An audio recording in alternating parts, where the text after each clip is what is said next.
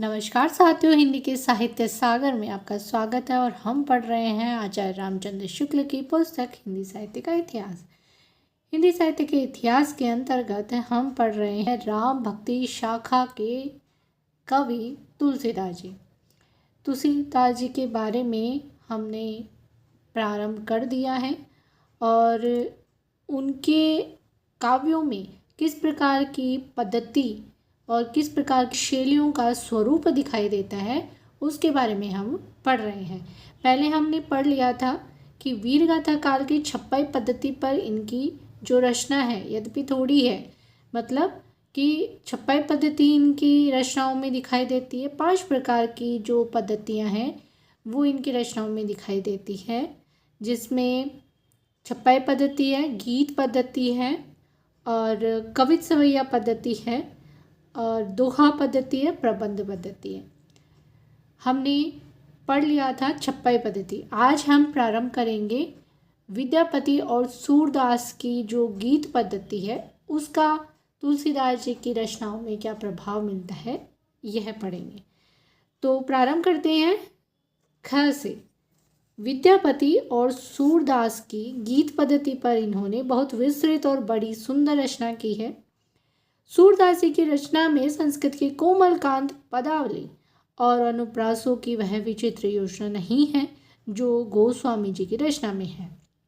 दोनों भक्त शिरोमणियों की रचना में यह भेद ध्यान देने योग्य है और इस पर ध्यान अवश्य जाता है कि गोस्वामी जी की रचना अधिक संस्कृत गर्भित है, पर इसका यह अभिप्राय नहीं है कि इनके पदों में शुद्ध देशभाषा का माधुर्य नहीं है। इन्होंने दोनों प्रकार की मधुरता का बहुत ही अनूठा मिश्रण किया है। विनय पत्रिका के प्रारंभिक स्रोतों में जो संस्कृत पद विन्यास है उसमें गीत गोविंद के पद विन्यास से इस बात की विशेषता है कि वह विषम है और रस के अनुकूल कहीं कोमल और कहीं कर्कश देखने में आता है। हृदय के विविध भावों की व्यंजना गीतावली के मधुर पदों में देखने योग्य है। कौशला के सामने भरत अपनी आत्मग्लानि की व्यंजना किन शब्दों में करते हैं, देखिए इनके बारे में उदाहरण प्रस्तुत किया गया है कि जो हो मातु मते मह हवे हाँ, तो जननी जग में या मुख के कहाँ कालिमा द्वेहा, क्यों हाँ आजू होत सुचि शब्थनी, कौन मान ही साची, महिमा मृगी कौन सुकृति की खल बची विशिंस है बाची। इस प्रकार चित्रकूट में राम के सम्मुख जाते हुए भरत की दशा का भी सुंदर चित्रण है। विलोक के दूरी ते दो वीर, मन अगहुड़ तन पुलक शिथिल भयो, नयन नलिन भरे नीर, गड़त गोड़ मनो सकुच पंक मह, कड़त प्रेम बल धीर।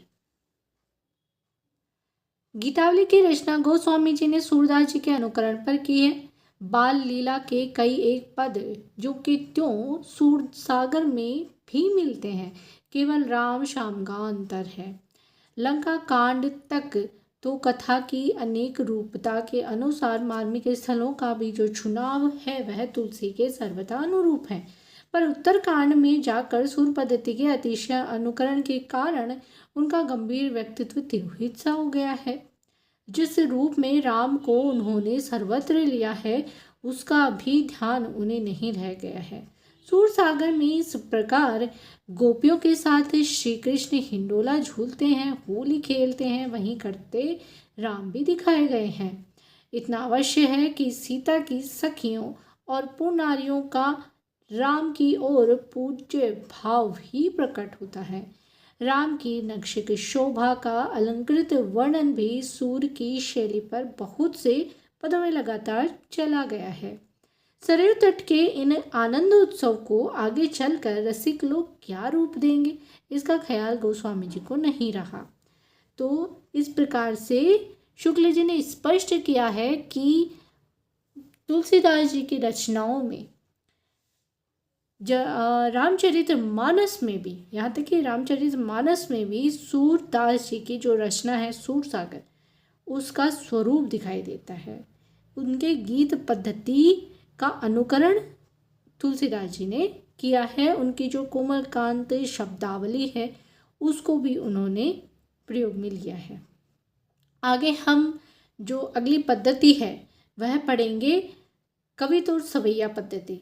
कवित्त और सवैया पद्धति है जो गंग आदि भाटों की कवित्त सवैया पद्धति पर भी इस प्रकार सारा रामचरित्र गोस्वामी जी कह गए हैं, जिसमें नाना रसों का सन्निवेश अत्यंत विशद रूप में और अत्यंत पुष्ट और स्वच्छ भाषा में मिलता है।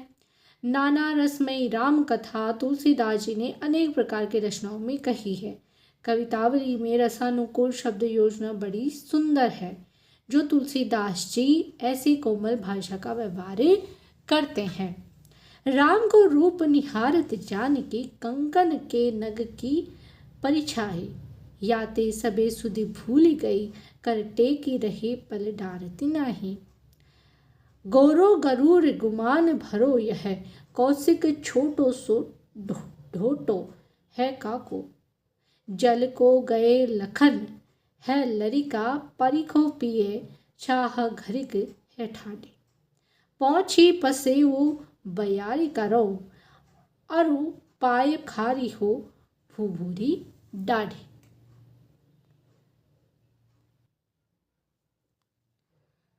वे ही वीर और भयानक के प्रसंग में ऐसी शब्दावली का व्यवहार करते हैं। प्रबल प्रचंड बरिबंड बाहु दंड वीर धाये जातु धान हनुमान लियो घेर के, महाबल पुंज कुंजरारी जो गरजी भट जहां तहां पटके लंगूर फेरी फेरी के, मारे लात तोरे गात भागे जात हाहा खात, कहे तुलसीस राखी राम की सो टेरी की, ठहर ठहर ठहर ठहर परे कहरी कहरी उठे, हहरी हहरी हर सिद्ध हंसे हेरी के, बाल धी विशाल विकराल ज्वाल लाल मानो लंक लिली बेको काल रसना पसारी है, केंदो व्योम विथिका भरे है भूरी धूम केतु, बीर रस बीर तरवारी सी उघारी है। इस प्रकार गंग की जो कवित्त सवैया पद्धति है उसमें भी तुलसीदास जी के काव्यों में उस पद्धति का स्वरूप दिखाई देता है। इस प्रकार शुक्ल जी ने उसको स्पष्ट किया है। आगे की जो शैली है या पद्धति है उसके बारे में बात करेंगे। वह पद्धति है दोहों की पद्धति। नीति के उपदेश की शुक्ति पद्धति पर बहुत से दोहे रामचरितमानस और दोहावली में मिलेंगे, जिनमें बड़ी मार्मिकता से और कहीं कहीं बड़े रचना कौशल से व्यवहार की बातें कही गई हैं और भक्ति प्रेम की मर्यादा दिखाई गई है। रीझी आपनी भूजी पर खिजी विचार विहीन, ते उपदेश न मान ही मोह महोदधि मीन, लोगन भलो मनाव जो भलो होन की आस, करत गगन को गेंडुआ सो सठ तुलसीदास, की तो ही लाग ही राम प्रिय, कि तू राम प्रिय हो ही, दुई मह रुचे जो सगुन सोई, की बे तुलसी तो ही। इस प्रकार की जो पद्धति है वह दोहा की पद्धति है। सभी जानते हैं कि तुलसीदास जी के रामचरितमानस में दोहे हैं और साथ साथ में चौपाइयाँ हैं, तो यह पद्धति उन्होंने इसमें डाली है। आगे हम बात करेंगे अगली पद्धति जो दोहा चौपाई की पद्धति है। प्रबंध काव्य के रूप में उनको स्पष्ट दिखाई देता है। जायसी ने जिस प्रकार से पद्मावत में अर्धलियों के बारे में वर्णन किया है, जैसे कि कहीं पर 7 चौपाइयों के साथ एक दोहा दे दिया गया है, कहीं पर 5 चौपाइयों के साथ दोहा है। इस प्रकार से अलग अलग काव्यों में अलग अलग प्रकार से उनको रखा गया है। तो जिस प्रकार चौपाई दोहे के क्रम से जायसी ने अपना पद्मावत नाम का प्रबंध काव्य लिखा, उसी क्रम पर गोस्वामी जी ने अपना परम प्रसिद्ध काव्य रामचरितमानस, जो लोगों के हृदय का हार रहता चला आता है, रचा। भाषा वही अवधि है, केवल पद विन्यास का भेद है। गोस्वामी जी शास्त्र पारंगत विद्वान थे, अतः उनकी शब्द योजना साहित्यिक और संस्कृत गर्भित है। जायसी में केवल ठेठ अवधि का माधुर्य है, पर गोस्वामी जी की रचना में संस्कृत की कोमल पदावली का भी बहुत ही मनोहर मिश्रण है। ये नीचे दी हुई कुछ चौपाइयों में दोनों की भाषा का भेद स्पष्ट देखा जा सकता है। तो आगे जो इनके उदाहरण दिए गए हैं कि जायसी का एक उदाहरण दिया गया है पद्मावत से, और तुलसीदास जी का रामचरितमानस से एक उदाहरण प्रस्तुत किया गया है, शुक्ल जी ने प्रस्तुत किया है। तो देखते हैं हम इनको कि जब हूत कहीगा पंखी संदेसी, सुनियो की आवा है परदेसी, तब हूत तुम्हें बिनु रहे न जीव, चातक भैयू कहत पियु पियु। भैयू विरह जरी कोई लिकारी, डारे डारे जो कूकी पुकारी। अबिये मुरी मैं चूरन चारु, समन सकल भवरुज परिवारु। सुकृत शंभु तनु विमल विभूति, मंजुल मंगल मोद प्रसूति। जन मन मंजू मुकुर मलहरिणी, किए तिलक गुण गण बस करनी। तो इस प्रकार हमने देखा कि जायसी ने जिस प्रकार पद्मावत में जो पद्धति प्रबंध काव्य की जो पद्धति प्रस्तुत की है, वही उसी प्रकार की पद्धति तुलसीदास जी ने भी अपने काव्य में रखी है। आगे हम बात करेंगे कि सारांश यह है कि हिंदी काव्य की सब प्रकार की रचना शैली के ऊपर गोस्वामी जी ने अपना ऊंचा आसन प्रतिष्ठित किया है। ऊंचा आसन प्रतिष्ठित किया है, यह उच्चता और किसी को प्राप्त नहीं है।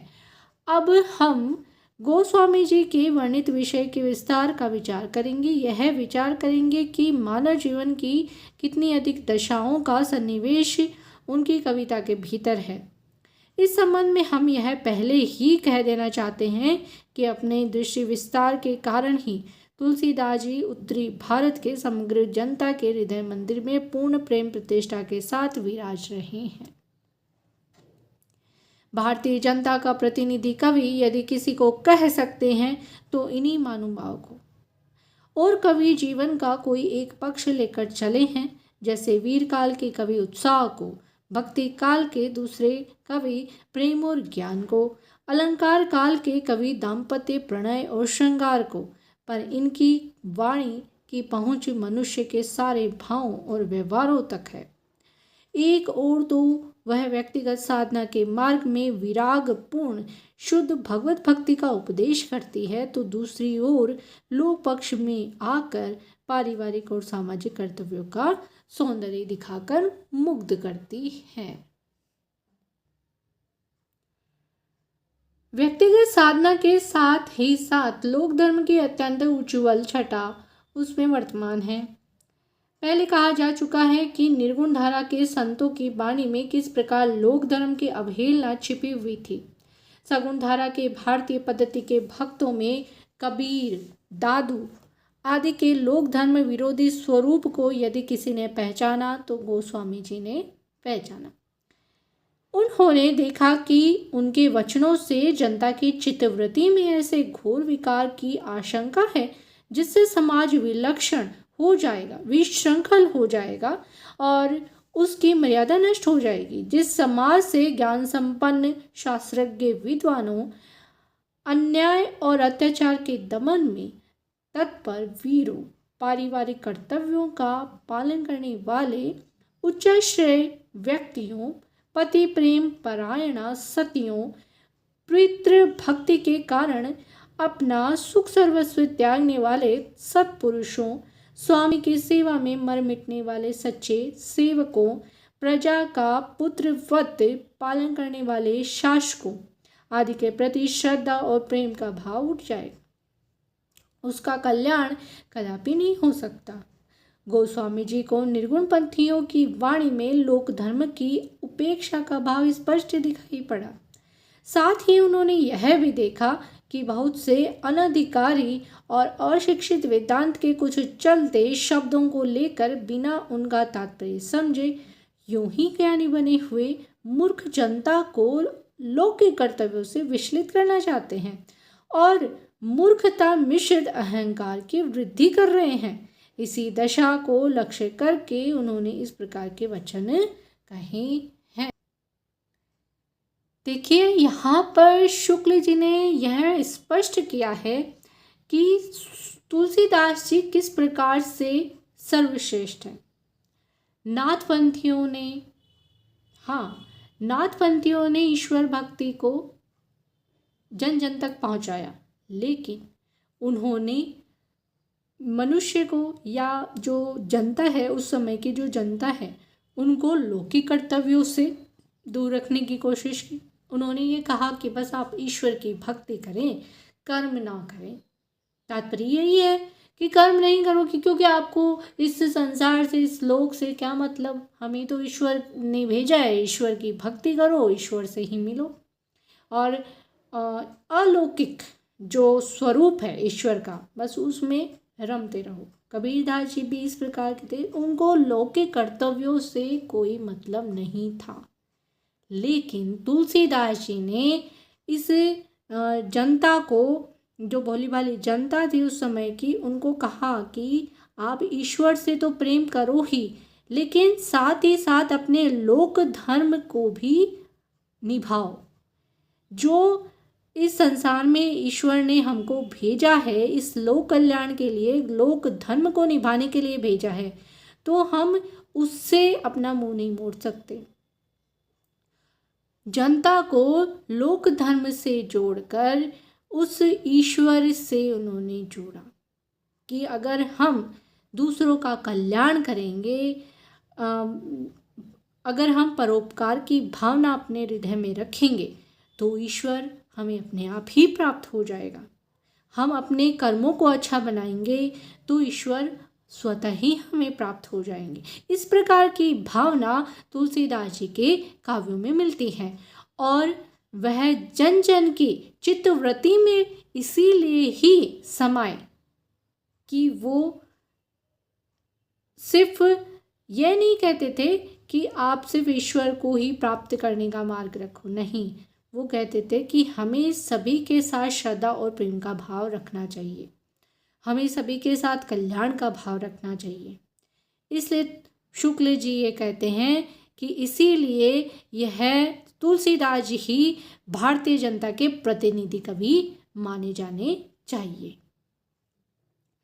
इनका उन्होंने आगे उदाहरण भी प्रस्तुत किया है कि तुलसीदास जी ने, देखिए किस प्रकार से जो लौकिक कर्तव्यों से जनता को विचलित करते हैं और जो मूर्ख जनता है वह उनके इस दिखाए हुए मार्ग पर चलते हैं, उसको लक्ष्य करते हुए उन्होंने क्या कहा है तुलसीदास जी ने, इसके बारे में देखिए हम पढ़ रहे हैं कि श्रुति सम्मत हरि भक्ति पंथ संयुत विरति विवेक तेहि परिहरहि विमोह बस कल्पहि पंथ अनेक साखी सबदी दोहरा कही कहनी उपखान भक्ति निरूपहि भगत कली निंदहि वेद पुराण वाद ही शूद्र द्विजन सन हम तुम ते कछु घाटी जान ही ब्रह्म सो विप्रवर आँखी दिखावही डाटी।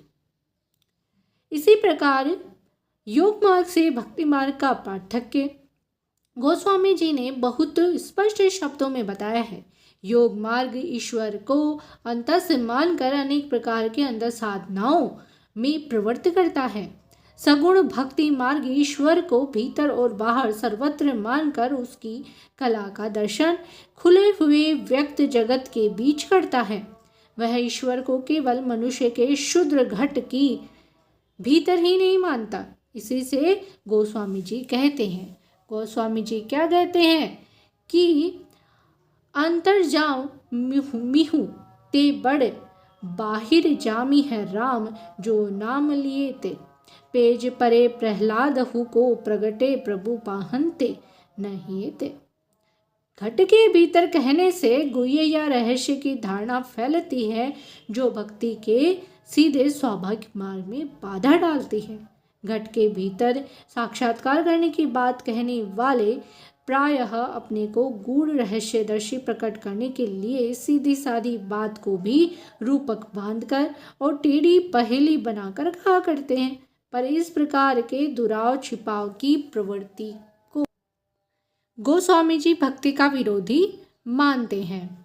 सरलता या सीधेपन को वे भक्ति का नित्य लक्षण कहते हैं। मन की सरलता, वचन की सरलता और कर्म की सरलता, तीनों को तो तुलसीदास जी कहते हैं कि जो भक्ति के जो लक्षण है, नित्य लक्षण है, वो है हमें हमारी मन की सरलता, वचन की सरलता और कर्मों की सरलता। ये तीनों इस भक्ति के मार्ग को सरल बनाती हैं। सुधे मन सुधे वचन सुधी सब करतूती, तुलसी सुधी सकल विधि रघुवर प्रेम प्रसूति। वे भक्ति के मार्ग को ऐसा नहीं मानते जिसे लखे कोई बिरले, वे उसे ऐसा सीधा साधा स्वाभाविक मार्ग बताते हैं जो सबके सामने खुला दिखाई पड़ता है। वह संसार में सबके लिए ऐसा सुलभ है जैसे अन्न और जल। निगम अगम साहब सुगम, राम साचली चाह, अम्बु असन अवलोकियत, सुलभ सबहि जगमह। अभिप्राय यह है कि जिस हृदय से भक्ति की जाती है वह सबके पास है। हृदय की जिस पद्धति से भक्ति की जाती है वह भी वही है जिससे माता पिता की भक्ति, पुत्र का लत्र का प्रेम किया जाता है। इसी से गोस्वामी जी चाहते हैं, क्या चाहते हैं कि यही जग मह जह लागिया, तन की प्रीति प्रतीति सगाई, सो सब तुलसीदास प्रभु ही सो हो समीटी इकठाई। अभिप्राय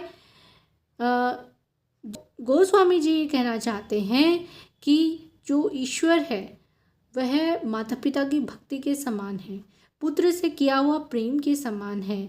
माता जिस प्रकार अपने पुत्र को प्रेम करती है वैसी भक्ति हमारे हृदय में होनी चाहिए। अब वो तुलसीदास जी कहते हैं, शुक्ल जी का ये मानना है कि जो तुलसीदास जी हैं उनकी भक्ति जो है वो स्वाभाविक और सरल है। जो नाथपंथियों ने, जो कबीरदास जी ने, और जिस प्रकार से ईश्वर को ये कहा कि हम घट घट में, जो ईश्वर है वह घट घट में व्याप्त है, हमारे हृदय में है, उसको एक रहस्यवादी के रूप में स्पष्ट किया है। उसको अलग तरीके का पुट उन्होंने काव्य में प्रस्तुत किया है। तो शुक्ल जी कहते हैं कि भक्ति को ऐसा टेढ़ा मेढ़ा करने की आवश्यकता नहीं है। तुलसीदास जी की जो भक्ति है वह सीधी और सरल है, इसीलिए वो जन जन के हृदय में व्याप्त हो गई और ऐसी व्याप्त हुई कि वो आज तक है, आज तक विद्यमान है जन जन के हृदय में। नाथपंथी रमते जोगियों के प्रभाव से जनता अंधी भेड़ बनी हुई तरह तरह की करामातों की साधुता का चिन्ह मानने लगी थी और ईश्वर उन्मुख साधना को कुछ बिरले रहस्यदर्शी लोगों का ही काम समझने लगी थी। जो हृदय सबके पास होता है वही अपना स्वाभाविक वृत्तियों द्वारा भगवान की ओर लगाया जा सकता है। इस बात पर पर्दा सा डाल दिया गया था। इस हृदय रहते भी भक्ति का सच्चा स्वाभाविक मार्ग लोग नहीं देख पाते थे। यह पहले कहा जा चुका है कि नाथपंथ का हठ योग मार्ग हृदय पक्ष शून्य है। रागात्मिका वृत्ति से इसका कोई लगाव नहीं, अतः रमते जोगियों की रहस्य भरी बानियां सुनते सुनते जनता के हृदय में भक्ति की सच्ची भावना ही दब गई थी, उठने ही नहीं आ पाती थी। लोग की इसी दशा को लक्ष्य करके गोस्वामी जी को कहना पड़ा कि गोरख जगायो जोग और भक्ति बगायो लोग, कि गोरखदास जी ने जोग तो जगा लिया लेकिन लोगों के हृदय की जो भक्ति थी ना उसको भगा दिया। गोस्वामी जी की भक्ति पद्धति की सबसे बड़ी विशेषता यह है कि उनकी सर्वांग पूर्णता, जीवन के किसी पक्ष को सर्वथा छोड़कर वह नहीं चलती है। सब पक्षों के साथ उसका सामंजस्य है, न उसका कर्म या धर्म से विरोध है न ज्ञान से। धर्म तो उसका नित्य लक्षण है। तुलसी की भक्ति को धर्म और ज्ञान दोनों की रसानुभूति कह सकते हैं। योग का भी उसमें समन्वय है, पर इतने ही का जितना ध्यान के लिए, चित्त को एकाग्र करने के लिए आवश्यक है। प्राचीन भारतीय भक्ति मार्ग के भीतर भी उन्होंने बहुत सी बड़ी हुई बुराइयों को रोकने का प्रयत्न किया। शैवों वैष्णवों के बीच बढ़ते हुए विद्वेष को उन्होंने अपनी सामंजस्य सामंजस्य व्यवस्था द्वारा बहुत कुछ रोका, जिसके कारण उत्तरी भारत में वह वैसा भयंकर रूप न धारण कर सका जैसा उसने दक्षिण में किया।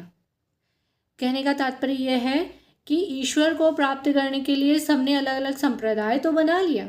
कोई योग साधना को ईश्वर को प्राप्त करने का साधन मानता है, कोई शिव को एक ईश्वर के रूप में मानने लगे, कोई वैष्णव जो है वो विष्णु को मानने लगे। तो उनकी जो आपस की जो धारणाएं हैं, तो वो एक दूसरे की धारणाओं से बोले नहीं, आपकी जो धारणा है वो अलग है, हमारी धारणा अलग है। और वो जो उनका लक्ष्य है उसको तो वो भूल गए कि हमें ईश्वर को प्राप्त करना है। ना हम शिव हैं ना हम विष्णु हैं, क्योंकि ईश्वर का तो एक समय ऐसा भी था जब वैष्णव और शिव दोनों एक दूसरे के विरोधी हो गए। तब तुलसीदास जी ने अपने काव्य से स्पष्ट किया कि जो शिव और जो राम है, जो विष्णु और जो शिव है, वह एक दूसरे के पूरक हैं। हमें इनको अलग अलग मानना ही नहीं चाहिए। शिव विष्णु का ध्यान करते हैं और विष्णु शिव का ध्यान करते हैं, तो उन्होंने इनका सामंजस्य भी बैठाया था। तो उनके कारण ही यह उन्होंने ऐसी व्यवस्था की जो उनकी वजह से ही यह जो भयंकर रूप भक्ति ने धारण कर रखा था कि शिव को मानने वाले शैव बोलते हैं शिव बड़े हैं, और वैष्णव जो है वो विष्णु को बड़े मानते। लेकिन तुलसीदास जी ने इनका सामंजस्य की व्यवस्था की। जो दक्षिण भारत में इसका स्वरूप भयानक हो गया था, वह स्वरूप यहाँ उत्तरी भारत में इतना भयानक नहीं हो पाया था तुलसीदास जी के कारण। यहीं तक नहीं, जिस प्रकार उन्होंने लोक धर्म और भक्ति साधना को एक में सम्मिलित करके दिखाया, उसी प्रकार कर्म ज्ञान और उपासना के बीच भी सामंजस्य उपस्थित किया। मानस के बालकांड में संत समाज का जो लंबा रूपक है, वह इस बात को स्पष्ट रूप में सामने लाता है कि भक्ति की चरम सीमा पर पहुँच कर भी लोक पक्ष उन्होंने नहीं छोड़ा। लोक संग्रह का भाव उनकी भक्ति का एक अंग था। कृष्णोपासक भक्तों में इस अंग की कमी थी। उनके बीच उपास्य और उपासक के संबंध की ही गूढ़ातिगूढ़ व्यंजना हुई। दूसरे प्रकार के लोक व्यापक नाना संबंधों के लोक कल्याणकारी सौंदर्य की प्रतिष्ठा नहीं हुई। यही कारण है कि इनकी भक्ति रस भरी वाणी जैसी मंगलकारिणी मानी गई, वैसी और किसी की नहीं। आज राजा से रंक तक के घर में गोस्वामी जी का जो रामचरितमानस है विराजमान है, और प्रत्येक प्रसंग पर उनकी चौपाइयाँ कही जाती हैं। अपनी सगुणोपासना का निरूपण गोस्वामी जी ने कई ढंग से किया है। रामचरितमानस में नाम और रूप दोनों को ईश्वर की उपाधि कहकर वे उन्हें उसकी अभिव्यक्ति मानते हैं। जैसे कि कहा जाता है कि राम से बड़ा राम का नाम, तो उन्होंने इन दोनों के रूपों को ईश्वर की उपाधि बताया। राम को भी बड़ा बताया और राम के नाम को भी ईश्वर के समान ही बताया है। नाम रूप दुई इसी उपाधि, अकथ अनादि सुसाम मुझी सादी। नाम रूप गति अकथ कहानी, समुजत सुखद न परति बखानी। अगुण सगुण बीच नाम सुसा की, उभय प्रबोधक चतुर दुभागी। दोहावली में भक्ति की सुगमता बड़े ही मार्मिक ढंग से गोस्वामी जी ने इस दोहे के द्वारा सूचित की है कि तो ही लाग ही राम प्रिय, की तू राम प्रिय हो ही। दुई मह रुचे जो सुगम सोई, की बे तुलसी तो ही। इस प्रकार रामचरितमानस के उत्तरकांड में इन्होंने ज्ञान की अपेक्षा भक्ति को कहीं अधिक सुसाध्य और आशु फलदायिनी कहा है। तो तुलसीदास जी ने उत्तरकांड में क्या कहा है कि जो ज्ञान की अपेक्षा जो भक्ति है वह कहीं अधिक सुफलदायिनी है। रचना कौशल, प्रबंध पटुता, सहृदयता इत्यादि सब गुणों का समाहार हमें रामचरितमानस में मिलता है। पहली बात जिस पर ध्यान जाता है वह यह है कि कथा काव्य के सब अवयवों का उचित समीकरण। कथा काव्य या प्रबंध काव्य के भीतर इतिवृत्त, वस्तु, व्यापार, वर्णन, भाव, व्यंजना और संवाद ये अवयव होते हैं। न तो अयोध्यापुरी की शोभा, बाल लीला, नक्षिक, जनक की वाटिका, अभिषेकोत्सव इत्यादि के वर्णन बहुत लंबे होने पाए हैं, न पात्रों के संवाद, न प्रेम शोक आदि भावों की व्यंजना। इतिवृत्त की श्रृंखला भी कहीं से टूटती नहीं है। दूसरी बात है कथा के मार्मिक स्थलों की पहचान। अधिक विस्तार हमें ऐसे ही प्रसंगों का मिलता है जो मनुष्य मात्र के हृदय को स्पर्श करने वाले हैं, जैसे जनक की वाटिका में राम सीता का परस्पर दर्शन, राम वन गमन, दशरथ मरण, भारत की आत्मग्लानि, वन के मार्ग में स्त्री पुरुषों की सहानुभूति, युद्ध, लक्ष्मण को शक्ति लगना इत्यादि। तो आगे तुलसीदास जी के बारे में और पढ़ेंगे, उनकी रचनाओं के बारे में भी और जानेंगे। तो मिलते हैं नेक्स्ट वीडियो में। आप मेरे चैनल को लाइक करते हैं तो प्लीज़ शेयर और सब्सक्राइब भी करें। धन्यवाद।